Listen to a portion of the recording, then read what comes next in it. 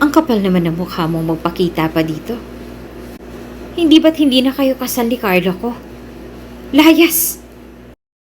Kung bago ka pa lang sa channel neto, ibang kwento ni Ate Jane, istorya mo, ikwento ko. Huwag kalimutang pindutin ang notification bell at subscribe button.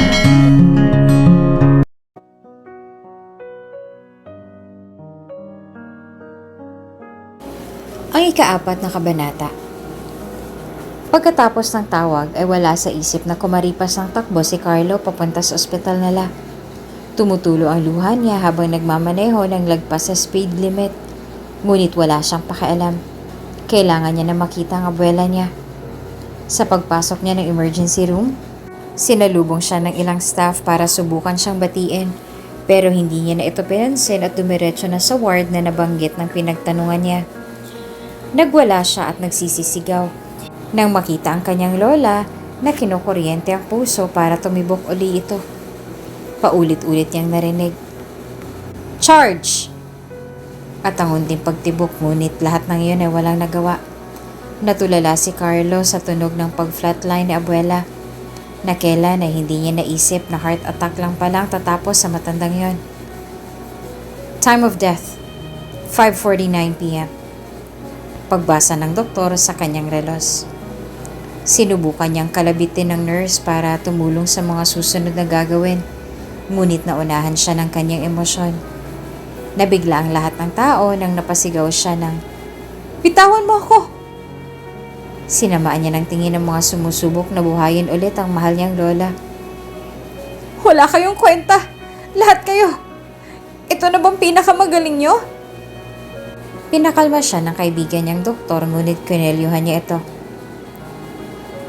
"Tol, wag dito. Ginawa namin lahat." Binitawan niya ito matapos awatin ng mga guard. Minumura pa niya ang lahat habang kinakaladkad siya paalis. Sinabi niya rin na tatanggalan niya ng trabaho ang humahawak sa kanya at pinagbantaan niya rin ng mga doktor at nurse na tatanggalan din sila ng lisensya. Inabot na ng gabi si Carlo kakaiyak at palakad-lakad sa chapel ng ospital. Napag-isip-isip niya na rin na posible naman talaga ang heart attack kahit maliksi pa ang tao. Pero hindi niya naman aakalain na mangyayari ito sa lola niya. Nang bumalik na siya sa wisyo ay hinarap niyang uli ang sekretarya ni abuela para planuhin ang libing. Hinugot niya ang cellphone sa kanilang bulsa at tinawagan ito para makipagkita. Pumunta siya sa kanyang maliit na opisina para pag-usapan ang lahat ng kailangang asikasuhin. Balak nila na 3 araw mula ngayon ay ililibing na si abuela katabi ng puntod ng kanyang asawa. "Ilibing mo ako sa tabi ng iyong abuelo. Miss ko na siyang makasama." Bilin sa kanya ng lola niya bago pa nagkagulo ang buhay niya. Hindi niya makuhang magpakita ng emosyon habang sinasabi sa iba pang kamag-anak ang tungkol sa burol. Mabilis niya ring pinakilos ang mga napagbilinan niya. Huli niyang tinawagan si Bettina para sabihin hindi muna siya makakapunta sa kanya at may inaasikaso pa siya. Kinabukasan din ay nagsimula ng unang araw ng burol. Marami ang nakaiyak at nagkwento ng mga memorya nila kasama si abuela. Si Carlo naman ay tahimik lang na nanonood sa lahat at pinagmamasdan ng paligid. Sa pangalawang araw naman ay dumating si Gigi para magbigay ng condolences. Gusto sana niyang magalit dahil hindi man lang siya nasabihan ni Carlo at hindi pa niya malalaman kung hindi din dahil sa balita. Sa huling araw at libing dumating si Bettina, suot-suot ang napakagarang puting dress. Naging tinginan siya ng mga tao habang lumalakad palapit kay Carlo. Hinalikan naman siya sa labi ng mabilis at sapat na yon para pag-usapan na sila. Naririnig ni Bettina kaliwat kanan ang panghuhusga sa kanya. Kesyo bakit nandito ang kabit o bakit ganon siya makaporma sa isang libing. Hinawakan niya na lang ang kamay ni Carlo at pinisilito ng marahan. Siya ang nagsilbing comfort ng apo habang binababa ang kabaong ni abuela sa lupa. Hindi na napigilan ni Carlo na mapahikbi at maiyak dahil hindi pa rin niya matanggap na wala na talaga si abuela. Sa buong libing, masasamang tingin lang ang binigay kay Bettina ng mga bisita. Samantala lahat ay nagbibigay simpatya kay Gigi. Nainis na si Bettina at biglang hinablot ang buhok ni Gigi habang nagpapaalam sa isang dumalo. Kapal ng mukha mo magpakita pa dito. Paghila pa ni Bettina habang dumadaing na si Gigi sa sakit. Hindi ba't hindi kayo kasal ni Carlo ko? Layas! Nagulat naman ng ibang tao at nagsimulang makinig. Hindi ko alam ang sinasabi mo. Sagot na lang ni Gigi nang sinubukan niyang umalis. Hinawakan ni Bettina ng marahas ang braso ni Gigi, kaya napaharap ito sa kanya bago binulungan ng malakas para marinig ng ibang tao. Kinasal lang kayo dahil kay abuela. Pero alam nating dalawa na ako ang nauna. At ang tanging mahal ng asawa ay ex mo. Dahil sa impormasyon na ito, nahati ang angkan ni Carlos sa mga sumuporta kay Bettina at mga kampi kay Gigi. Ngunit lahat ng ito ay wala lang para kay Gigi, dahil ang mahalaga ngayon para sa kanya ay makaalis sa lugar na yon. Naunahan siya ni Carlo makauwi sa kanilang bahay at dumaan pa siya sa bahay ng kaibigan para magpalamig ng ulo. Nadatnan niya pag-uwi ang mga maleta na may letrang B ang nakatatak. Malamang ay hindi sa kanya. Carlo? Sigaw ni Gigi sa madilim na silid at nakarinig siya ng pagbagsak mula sa second floor. Binilisan niya ang pag-akyat ng hagdan para tignan kung napano si Carlo. Pero mas nagulat siya sa kung anong tumambad sa kanya. Lahat ng gamit niya ay nakakalat at nakasaboy sa iba't ibang maleta. Bago pa makapagtanong si Gigi, pinangunahan na ito ni Carlo habang nagtatanggal pa ng gamit. Umalis ka na sa pamamahay ko. Nawala nang sasabihin si Gigi sa pag-aalala kung saan siya pupulutin, lalo na't malayo pa ang villa na binigay sa kanya ni Carlo nung unang paghihiwalay nila. Inabot na lang ni Carlo ang mga gamit ni Gigi at binigay sa kanya. Linipat ni Carlo ang kanyang palad. Ibalik mo ng susi ko. Sa gulat at galit at bigat ng loob ni Gigi pagkatapos ng lahat na ginawa niya para sa lalaking to, napaiyak na lang siya at binato ang susi. Tumama ito sa dibdib ni Carlo na parang nagulat sa ginawa sa kanya. Marahas na kinuha niya ang mga bagahe at lumakad papunta sa gate. Isang patak, dumami, at bumuhos na nga ang ulan habang tuloy-tuloy pa rin ang pagluha ni Gigi habang hila-hila ang maleta. Nakaabot na rin siya sa labas ng bahay na dating tinitirhan niya at huling beses lumingon para sumumpa. Tandaan niyo to, Bettina at Carlo. Magbabayad kayo sa mga ginawa niyo sa akin. Napadpad na siya sa may kalsada nang bigla siyang nakaramdam ng hilo at sakit ng ulo. Bigla na rin bumigat ang katawan niya at nandilim ang paningin.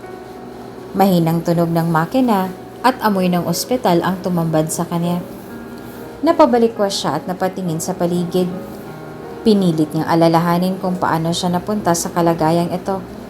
Pero ang huling naalala niya na lang ay ang paglakad niya sa gitna ng ulan.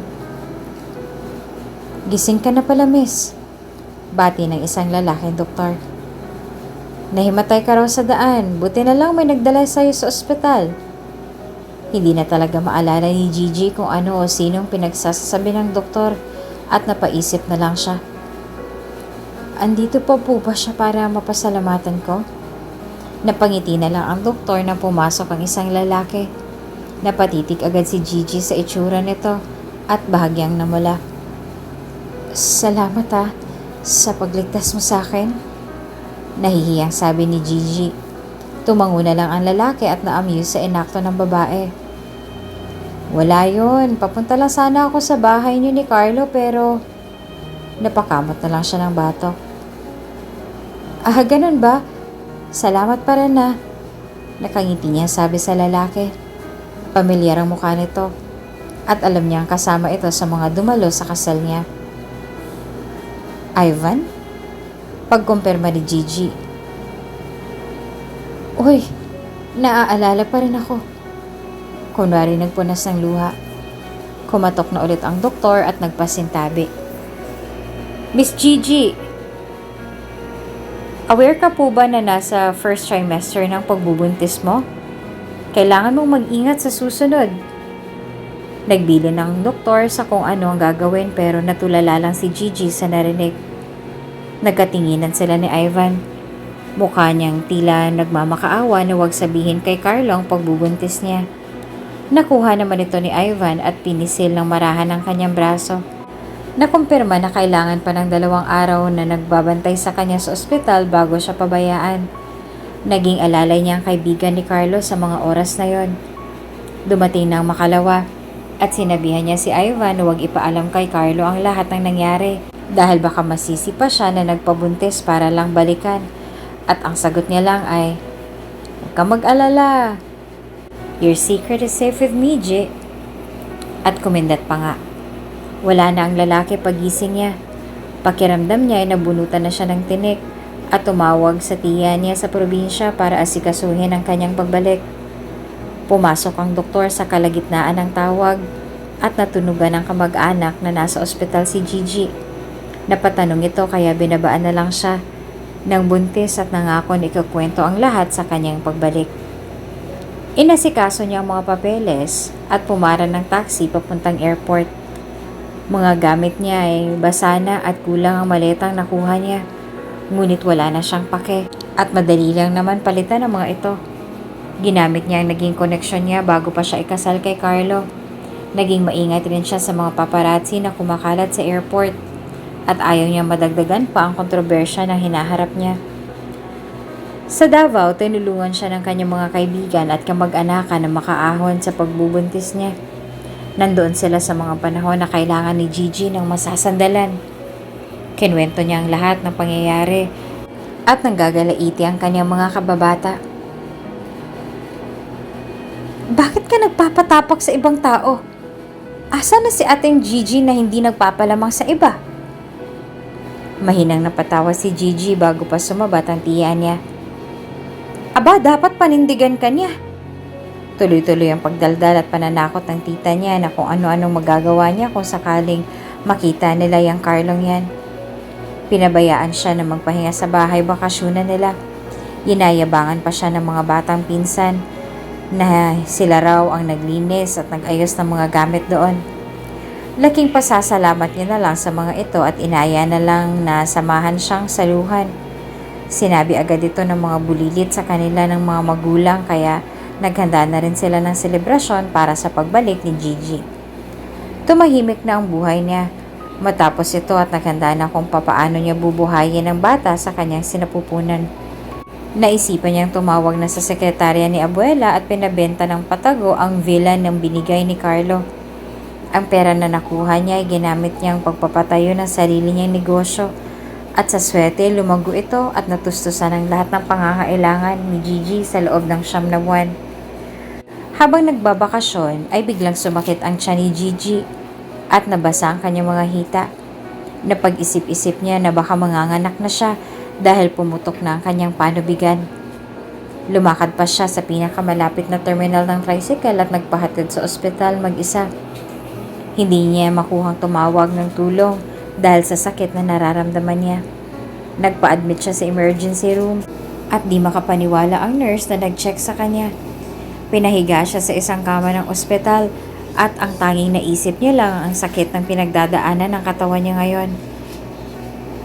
"Doc, 8 cm na po yung pasyente. Palabas na talaga ho ang ulo ng bata. Wala pa rin ho si Doc Salazar na dapat magpapaanak sa kanya." Nangangarag na banggit ng nurse kay Doc Carlo. "Manganganak na ako! Hindi ko na kayang pigilan!" Rinig na rinig sa kabilang silid ang sigaw ng babae habang nag-aantay ng doktor na magpapaanak sa kanya. "Ready the patient. Ako na magpapaanak." At mukhang malayo pang doktor niya.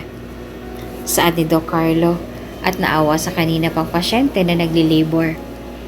Agad namang naghanda ang doktor at nagsuot ng lab gown, guantes at sterilize sabay pasok sa delivery room. "Okay, Mrs. Saglit lang ito. Pag sinabing ire, utos ng doktor. Ngunit walang tugong narinig ang doktor mula sa pasyente. Sa halip ay isang malaking katahimikan ang bumalot sa buong delivery room. Nag-angat ng tingin si Doc Carlo para tingnan ang pasyente.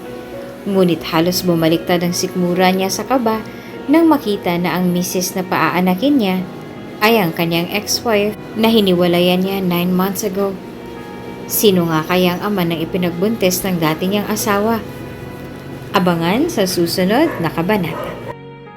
Kung bago ka pa lang sa channel neto, ibang kwento ni Ate Jane, istorya mo, ikwento ko. Huwag kalimutang pindutin ang notification bell at subscribe button.